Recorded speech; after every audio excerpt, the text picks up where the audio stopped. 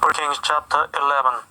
Then the Lord raised up against Solomon an adversary, Hadad the Edomite, from the loyal line of Edom. Earlier, when David was fighting with Edom, Joab, the commander of the army, who had gone up to bury the dead, had struck down all the men in Edom.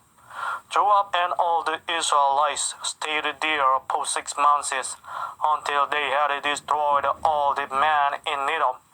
But Hadad, still only a boy, fled to Egypt with some Edomite officials who had served his father. They set out from Midian and went to Paran.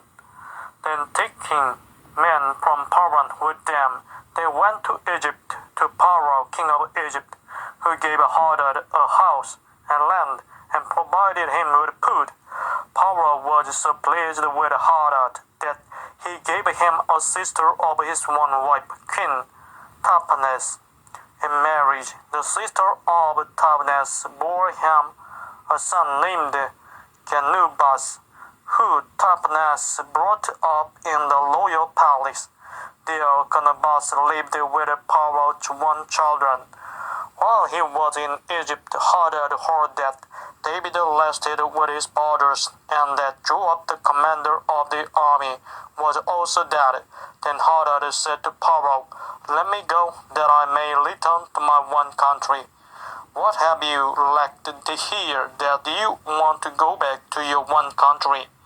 Pharaoh asked. "Nothing," Hadad replied, "but do let me go."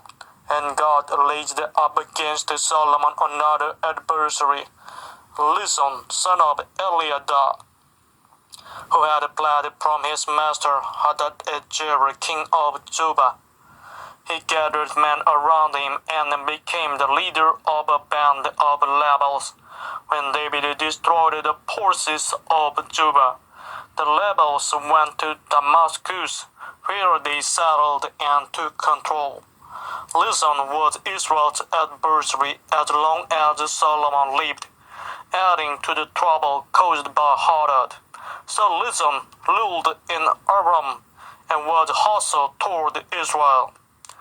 Also Jeroboam, son of Nebat, rebelled against the king. He was one of Solomon's officials, an Ephraimite from Jeredah, and his mother was a widow named Zeruiah. Amen.